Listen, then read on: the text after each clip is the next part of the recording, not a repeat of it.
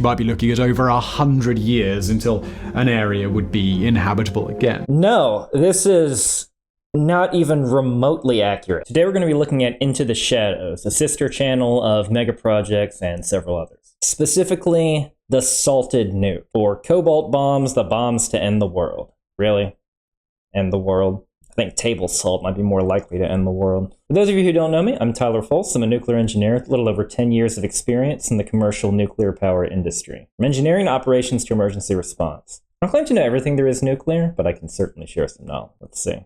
In 1957, as the world's nuclear anxiety began to crank up, Neville Shute released a fictional book that captured the slow unraveling end of the world and its effects on the community in and around Melbourne. The story follows a group of characters as they try to come to terms with a steadily approaching radiation cloud that kills everything in its path. With the rest of the world already gone, either through the quick World War III that erupted or the radiation fallout, the story's protagonists...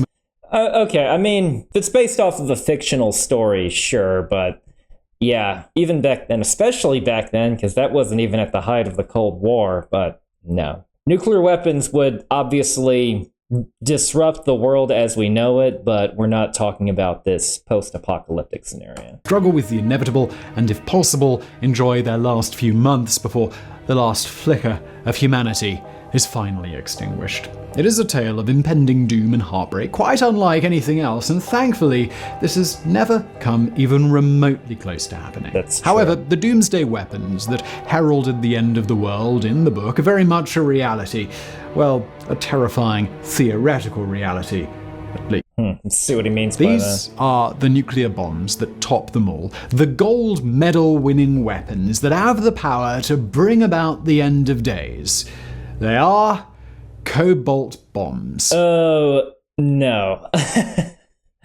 No, they're really not. Cobalt-60, while it is a gamma emitter, its half-life is all of 5 years. So even compared to stuff like cesium-137 and strontium-90 that have a half-life of about 30 years, it's not going to do much more. The main difference is you're going to have a bit more radioactivity on the order of a few years, maybe a couple of decades after the attack, but long term it's going to be less than the strontium-90 and cesium-137. The amount from Cobalt is going to be significantly less than all the short-lived fission products within the first 72 hours, so it's a weird medium-term weapon. Yeah.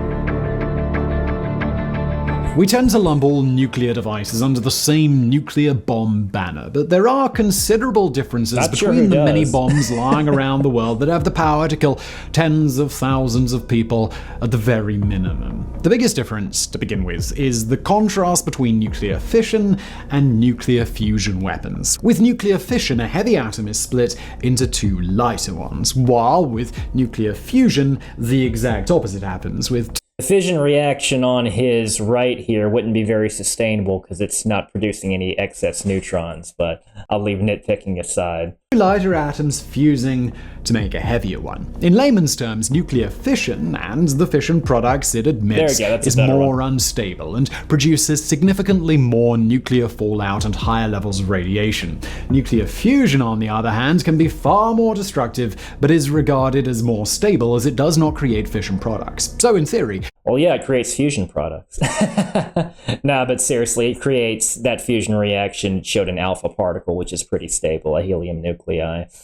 If anything, the fusion reactants are going to be the more hazardous, though the free neutrons can still activate stuff. So while it isn't going to contaminate nearly as much as if it's a ground burst, it can still activate and create some radioactive material. By activate, I'm referring to when a neutron bombards something that is not radioactive, usually a metal, and makes it radioactive. But that's a main concern with ground burst weapons. Most nuclear weapons are far more destructive. The pressure waves and the fireballs are more destructive when it's detonated as an air burst. So you're not going to see many ground bursts unless you're deliberately trying to target bunkers or caves or other hard targets. Bigger initial explosion, but less contamination. Although hydrogen bombs, which fall into the... And fusion weapons are indeed more dangerous, And note that you need a fission bomb in order to make a fusion bomb, because the heat and the pressure from the fission bomb creates the conditions that are required for fusion to occur. Category typically include multi-stages, which can include a fission stage. So, okay, you got that right. If you're a sadistic megalomaniac hellbent on destroying the world with a hydrogen bomb, you couldn't. You'd need a really, really big hydrogen bomb. Have the best of both worlds.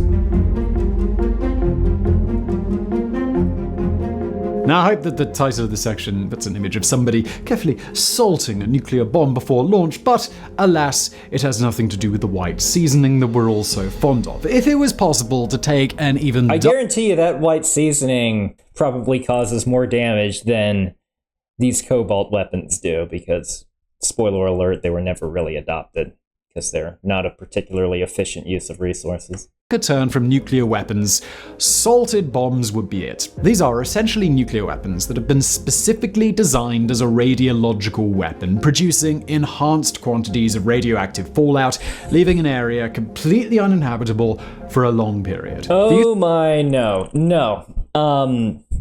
So first off, I already mentioned their short half-life, and a good rule of thumb is 8 to 10 half-lives. You call it completely gone. And that's being conservative from a radiation protection perspective. So the strategic benefit of adding Cobalt wouldn't really add that much compared to what's already there. Not to mention, you're going to need a massive amount of Cobalt-59, because how the Cobalt-60 is used in the weapon is it's from the neutrons from the nuclear reactions that make it into Cobalt-60. But the big thing is radiological weapons in general, like dirty bombs, highly overrated. There's a very low casualty potential because people in the vicinity are going to have to stay there unbeknownst to them. And obviously, if a bomb goes off, people are going to evacuate. You're dependent on the actual bomb to do the damage, making it kind of pointless. It's very weather dependent, so if it's raining outside, if there is high winds, if there's storms, I mean, it's going to interfere with your target, so it's going to be messy. And even if this was as deadly as he claimed it was, it's not a very reliable weapon, but ultimately, it's not very deadly. The best you can do with this is count on people being afraid of radiation and it being a terror-only weapon, I should say, rather than a weapon that actually causes mass casualties compared to that of a regular nuclear bomb. The point is, compared to conventional nuclear weapons or even the use of certain chemical weapons, it's going to be strategically ineffective. I think really you're just playing on people being afraid of nuclear weapons if you're going to use something like this. The word salt comes from the expression salting the earth, which was a ritual of spreading salt over the destroyed remains of cities as a way of cursing its re-inhabitation. Salt was expensive. This was back then, widespread too. practice in the ancient Near times. East, and the story goes that the Romans plowed salt into the ground over the ashes of Carthage after they obliterated the once great city in 146 BC. The concept, in conjunction with nuclear weapons, was first discussed by Hungarian-American physicist Leo Szilard in... It just wouldn't do lasting impact. Now, I'm looking at this time period right here. Long-term effects of radiation, even from weapons, weren't exactly well known, considering this person passed away less than 20 years after the nuclear attacks on Hiroshima and Nagasaki. And again, those were airburst weapons, so not that much contamination on the ground. He was far from a globe-destroying kind of person and spent the last years of his life campaigning passionately against the use of salted nuclear weapons. As far as we know, a large-scale salted nuclear bomb has never been built, but the theory behind it has been clear for some time. It would be an even more gross waste of resources than Tsar Bomba. That weapon, at least, was powerful. Now, it's putting all of your power into one device rather than spreading it out, but this effectively doesn't do any more damage than the conventional nuclear weapon already would have. A salted bomb could be created using either a fission or fusion nuclear device, which is surrounded by a material containing an element, either gold-198, tantalum-182, zinc... Now, the reason why you can actually make it with both is because they both generate a lot of neutrons, so that part's right. 65 or Cobalt 60 that can be converted to a highly radioactive isotope by neutrium bombardment. Once the Neutrium bombardment. I don't know what that is. Is that sci-fi? I've heard of neutronium, material made entirely from neutrons, to form some sort of futuristic armor plating that I think I've seen in games like Stellaris. But neutrium? I don't know. Maybe Nutrigrain bars with extra neutrons. The element absorbs neutrons released by the nuclear reaction, converted I know he misspoke and meant neutrons, but it's fun to kind of speculate a bit. into its radioactive form and unleashing absolute. Also, when he mentioned it, he said with Cobalt 60. You're going to be making Cobalt 60, so you're going to want Cobalt 59, aka the natural cobalt. If you used actual Cobalt 60 and it absorbed neutrons and you had Cobalt 61, well, that thing only has a half-life of 15 minutes. The result would almost certainly be extreme levels of radiation spread over a wide area that would stick around for a really, really long time. No, half-life of 5 years. It will last. It will be shorter than strontium-90 and cesium-137, which are the main hazardous metallic ones. There's a lot of short-lived fission products that are more hazardous, such as iodine-131, but those decay rapidly. That one has a half-life of only 8 days. And that one is actually what we measure a large puff release from a nuclear power plant in, is dose-equivalent iodine-131, since it is the most hazardous immediately following a nuclear accident. But the one that's probably the most hazardous for a long term after a nuclear accident is cesium-137. That's the main isotope of concern that's left from Chernobyl. All of the iodine-131 from Chernobyl is long gone, decades ago. On the element used, you might be looking at over 100 years until an area would be inhabitable again. No, this is not even remotely accurate. These are weapons so awful, so destructive. 100 years, yeah, your Cobalt, even with your conservative estimate of 10 half-lives, which we're talking, not only is it safe, but we shouldn't even bother making it a radiological controlled area anymore. We're talking 50 years. And this is assuming you directly set these weapons off on the ground, which limits its overall destructive impact. Realistically, you'd be safe in a matter of weeks, because the Cobalt, as well as all the other radioactive byproducts, are going to be carried by the elements for a few weeks after a realistic nuclear attack. Even the two giants of the Cold War stayed away from them. Salted bombs go way... Because they realized how impractical they were. That should tell you something right now. These two giants thought multi-megaton nuclear weapons were more practical than just adding cobalt to, say, a medium-sized nuclear weapon. Anything we can imagine, not only would they destroy city initial attack, their effects would spread slowly, far and wide, effectively butchering large areas of the planet. Again, no more than conventional nukes. And butchering large areas, no. The vast majority of a nuclear weapon's destructive power would be on its initial target. And that brings us to element number 27 on the periodic table, cobalt. A magnetic silver-blue metal that is used to make lithium-ion batteries, powerful magnets, and alloys in jet turbines and gas turbine generators. White cobalt salts have been used for centuries to make the color blue in paint, porcelain, glass, pottery, and enamels. And then we come to the more unstable and certainly fierier isotope, Cobalt 60, a highly radioactive cobalt. I wonder how long he thinks its half-life is if he's mentioned 100 years. Spin-off that is used to fight cancer, something that Leo Szilard discovered in the late 1950s and even used on himself after his own cancer diagnosis. It certainly has some noble usage, but used in the wrong way, it could be used to create an unimaginably horrible new breed of nuclear weapons. The wonderful irony of this. I can imagine it, and I can imagine it. I know I'm sounding like a broken record on this, but to each one of his points, he's not giving me a convincing argument that this weapon is any more dangerous than a conventional nuclear weapon, making the addition of this feature pointless. Adaptive yet terrifying element is that it is an essential trace element, meaning that humans need it to live. Now, we don't need much of it, and a typical human body only contains around 1 milligram, but it does form part of the active site of vitamin B12, which is really important to us.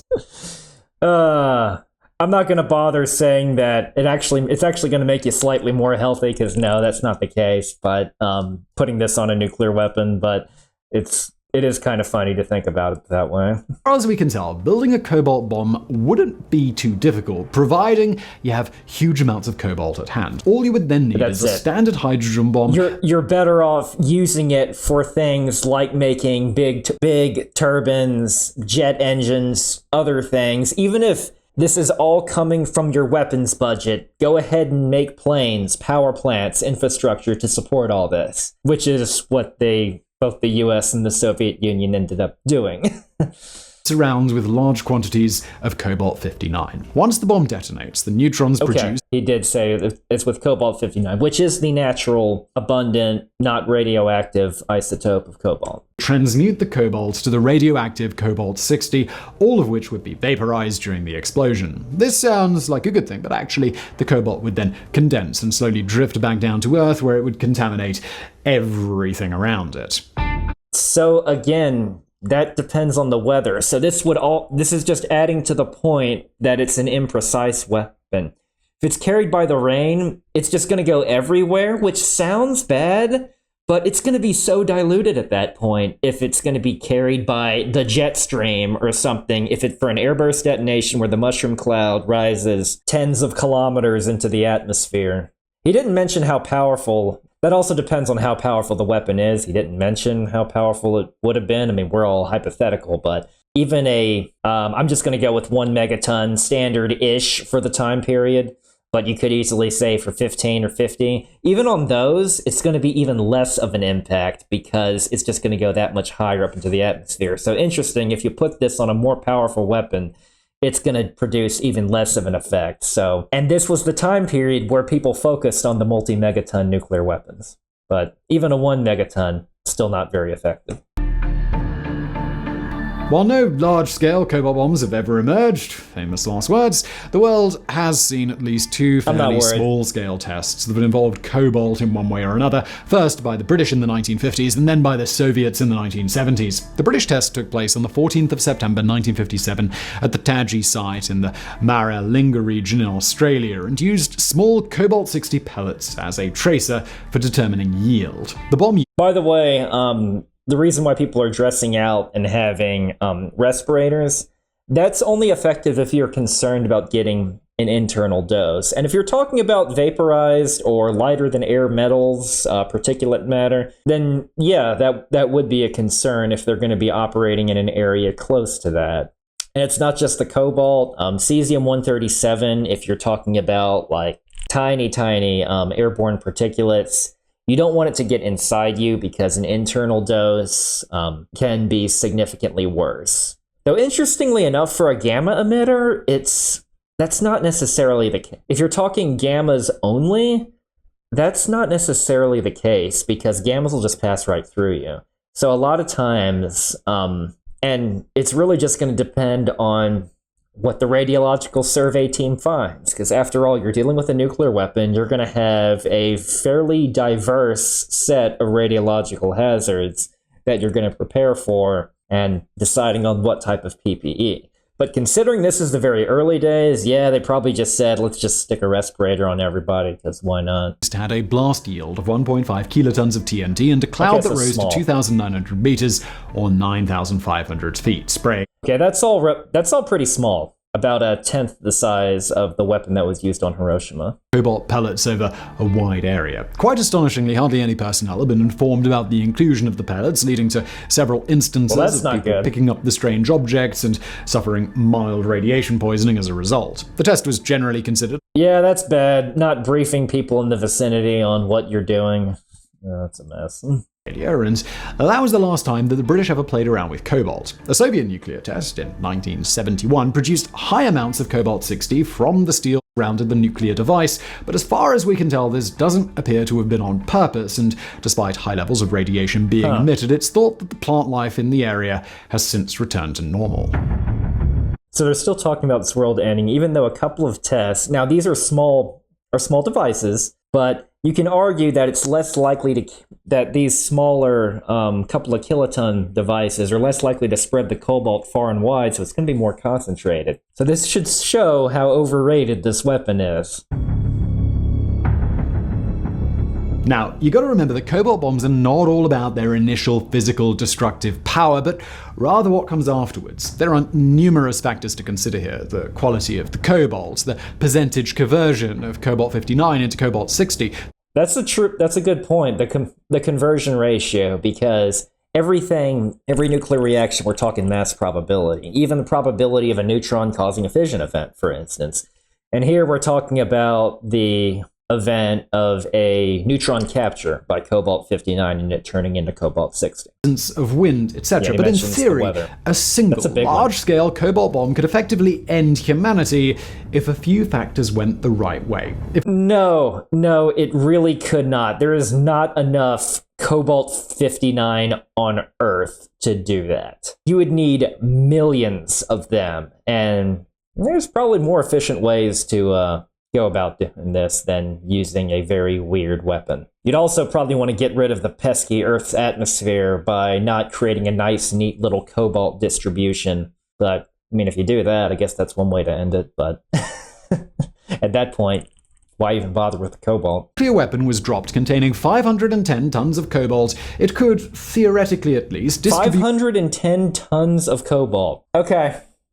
Tsar Bomba was ridiculously big. It was less than 10% the size of that. 510 tons of good. Also, and even if you did have it, good luck having enough neutrons to activate that much cobalt. It's just going to be a big brick of regular cobalt. If anything, it's actually going to shield it. It's going to be self-shielding because the cobalt-59 will attenuate all the gammas from the cobalt-60. 1 gram, 0.03 ounces of cobalt to each square kilometer of the Earth. 1 gram would probably include around 50 curies, or 1.85 terabecquerels of radiation, which would irradiate a person with roughly 0.5 grays of ionizing radiation per minute. Okay, so you're talking about very specific magical conditions and using a really weird weapon to do it. All right. Idea of just how bad that would be: 3 or 4 grays, 6 to 8. So yeah, you need this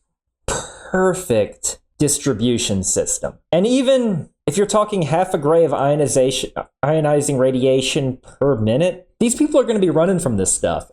So we're not talking a nice, even distribution. That's going to be the dose rate everywhere. Exposed to the worst stuff would wipe out 50% of the population in just 30 days. No. And even then, so we already cut the original claim in half to 50% rather than 100%. So, and this 500 tons weapon would never work anyway. With the rest close behind. And remember, that's just with a tiny amount of exposure time, less than the time it would take to make a hard-boiled egg. However, that's the... Yes, because after a nuclear attack, everyone's gonna sit down and take their time to make a hard-boiled egg, or the amount of time that it would, rather than heading for their shelters. Case scenario. The likelihood would be that the fallout would not distribute evenly, leaving some areas heavily radioactive and others not. Whether small patches with low enough radiation. But there wouldn't be that much. If you concentrate it into one weapon, this weapon that's even more ridiculous than Tsar Bomba, I might add. Odds are it's not. It's going to do less damage than Tsar Bomba. Humans to survive might remain isn't exactly clear. Even if areas did escape the initial fallout, the radioactive isotopes would be strong enough to effectively become a part of natural meteorological cycles, meaning... Does he not understand how dilution works? Also, he never mentioned the half-life of about 5 years. Does he assume this stuff decays, but it also doesn't have a half-life either? It could rain radioactive cobalt. Cobalt-60 comes with a half-life of 5.27 years before decay. Okay, thank you. And this is supposed to... I don't understand his logic process. To nickel-60. However, that 5.27 years is a little misleading, as this simply means that half of the cobalt will decay by this point, and just means that you'd be able to survive in the area a little longer than before. If this initial blast... By a little, we're talking twice, and it keeps going. a fallout with the strength of 10 sieverts per hour, people would receive a lethal dose in just 30 minutes, and 5.27 years later, you could... Minor correction. So yeah, 5 sieverts is generally a 5 dose. You're in the what's known as an LD 50-60, which means 50% of the population is dead within 60 days, and at 10, it's all but guaranteed. There are exceptions, of course, but you're not gonna get that much. And a whopping hour there before your body began crumbling from the effects. 10 half-lives in, or 53 years to us non-physicists, the dose rate would have reduced further to 10 millisieverts an hour, and a person could spend 4 days in the area with no immediate... By the most conservative radiological estimates, after 10 half-lives, it is gone. I have no idea where he's getting his information from, or who told him this. I know he's mainly the figurehead, so when I say he, I'm referring to the team, the crew involved in this, the AI tool that spits out information, who knows.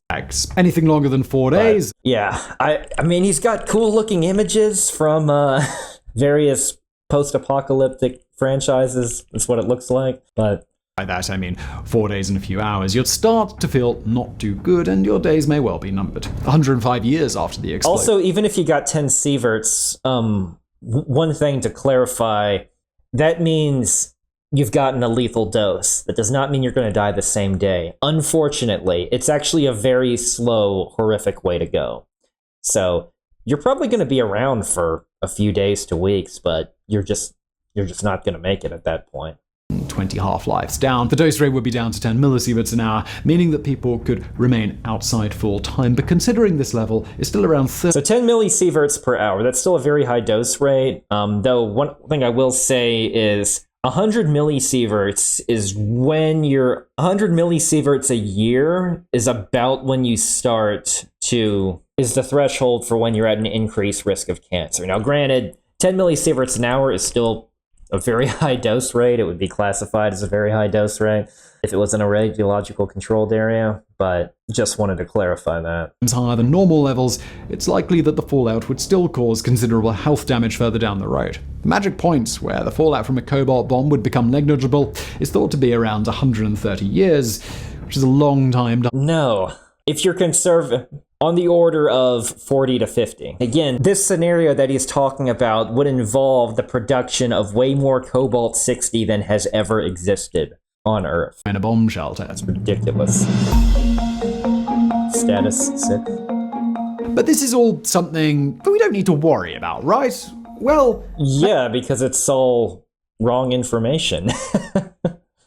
In 2015, Russian state TV broadcast a video of a meeting between Putin and his military chiefs, which accidentally revealed plans for a new torpedo known as the Oceanic Multi-Purpose Status 6 system, with one particular general seen openly holding a piece of paper with details of the new superweapon on it. The whole thing was a little too convenient for liking, and many have marked this down as simply yet another of Russia's rather clumsy misinformation attempts to scare those in the West and to raise some much-needed prestige at home. But we probably shouldn't completely discount it. According to the quick snatches of information afforded to us, the torpedo is designed to have a range of up to 10,000 kilometers and a depth trajectory of up to 1,000 meters, though there's absolutely no mention of Cobalt. Those rumors seem to have begun afterwards. Soon after, diagrams began appearing on US television showing the potential fallout. Is he going to say it can contaminate the entire ocean? Is that what I'm about to hear?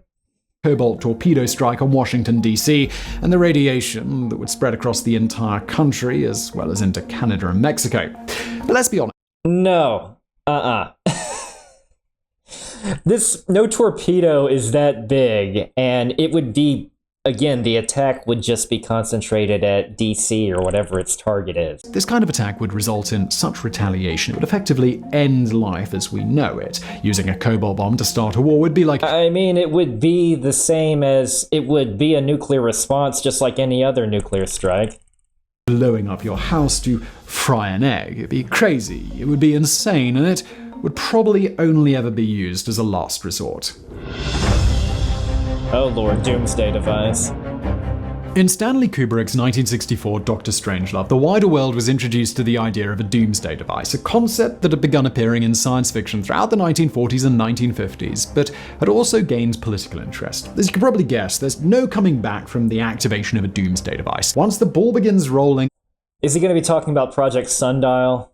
That hypothetical on this device, monstrosity? life on Earth essentially comes to a halt over a relatively short period. There's no real defined plan for how this would be done, but it's entirely likely that Cobalt because it wouldn't work would be used. The Soviet Union developed a dead hand system, also called All right, so I'm if I were a doomsday device engineer, and I'm not, you're going to want it to be efficient. So even the ridiculous Project Sundial, which, if you haven't heard of that, I'll pin that in a comment down below. Be sure to check that out. It's another ridiculous, overrated weapon, by the way, that was never built. That is at least going to cause the damage quickly, whereas you don't want something that's going to slowly, over the course of years, do it with, even if you somehow had enough cobalt, or let's say it's polonium-210, or radium, or whatever kind of radioisotope that's going to take time to do its job. Which could automatically because people could just move out of the way, or, you know, clean it up, or what have you. Of the Soviet intercontinental ballistic missiles at once if US nuclear missiles were already inbound. And here's the scary part. There's a lot of myths about the dead hand system, like it being fully autonomous. It's not. Still requires multiple layers of human authorization. It also wouldn't launch every missile simultaneously. It involves missiles transmitting orders to other missiles to get them to launch.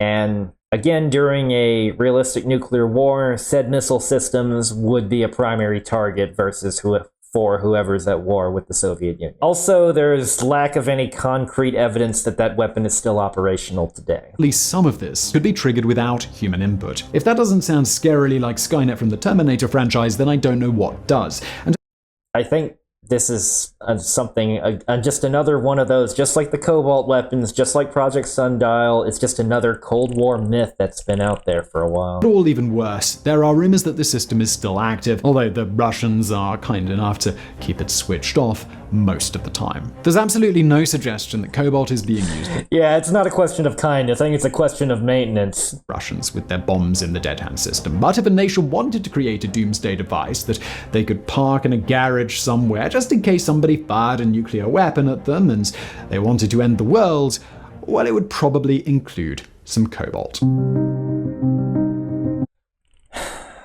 No, it wouldn't, because it's inefficient. While these bombs remain very much a theoretical horror show, their destructive potential is clear for everybody to see. The thing about weapons, it's clear for everyone not to see how limited it is.